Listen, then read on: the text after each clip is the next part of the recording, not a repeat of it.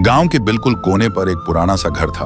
उस घर में रहता था 6 साल का थुंग थुंग का बेटा और उसकी माँ सुशीला। थुंग थुंग शहर मजदूरी करने गए थे। जाते वक्त बेटे को कंधे पर बिठाकर बोला था, बेटा मैं जल्दी लौटूंगा, तेरे लिए मिठाई भी लाऊंगा।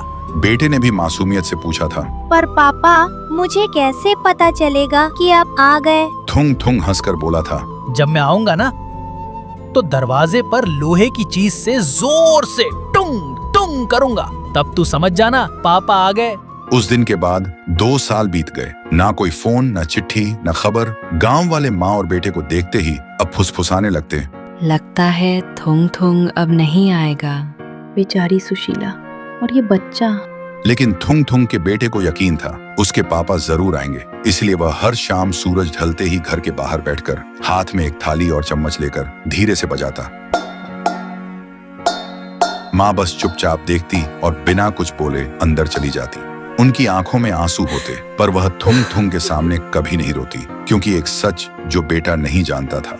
एक दिन सुशीला ने न्यूज में देखा था, जिस जगह थुंग थुंग काम में गया था वहां एक हादसा हुआ था जिसमें बहुत सारे मजदूर मारे गए। लेकिन फिर भी बेटे के सामने अपने आंसू छुपाकर खड़ी रही ताकि बेटे का भरोसा अपने बाप से न टूटे। लेकिन एक रात हवा तेज चल रही थी, बादल गरज रहे थे। उस रात भी थुंग थुंग का बेटा थाली लेकर बैठकर बजा रहा था। देखते ही माँ ने कहा, बेटा आज मत बैठ, बारिश आने वाली है। लेकिन बेटा नहीं रुका। देखते ही देखते बारिश शुरू हो गई, लेकिन फिर भी वह नहीं उठा। तभी अचानक दूर कहीं से एक आवाज आई। बेटा रुक गया। उसने सोचा शायद हवा होगी, लेकिन फिर से आवाज आई। थुंग थुंग के बेटे का दिल जोर से धड़कने लगा। तभी अंधेरे के बीच से थुंग थुंग सामने आया, हाथ में एक छोटा सा मिठाई का डिब्बा लेकर। बेटे की सांसें रुक गईं। माँ पीछे खड़ी कांप रही थी। बारिश रुक चुकी थी। फिर थुंग थुंग ने बेटे से बोला, बेटा पापा को माफ करना, मैं वादा निभाने में देर कर गया। सुनते ही बेटा थुंग थुंग के गले लग गया और रोते हुए बोलने लगा, पापा अब कभी मत जाना मुझे और माँ को छोड़कर। थुंग थुंग बोला, बेटा पापा को जाना होगा, पर याद रखना जब भी तुम टुंग टुंग बजाओगे पापा सुनेंगे, और अब तुम माँ का सहारा बनना, रोना नहीं।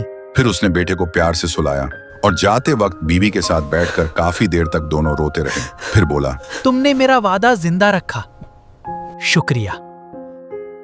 इसका भरोसा कभी टूटने मत देना। और थुंग थुंग एक रोशनी के साथ चला गया। फिर सुबह बेटा जागा तो सब शांत था। उसे लगा शायद सब सपना था, लेकिन जब वह दरवाजे के पास गया तो उसे वहां एक छोटा सा मिठाई का डिब्बा मिला। तो दोस्तों, उम्मीद अगर सच्ची हो तो अंधेरे में भी रोशनी और मौत में भी जिंदगी मिल जाती है।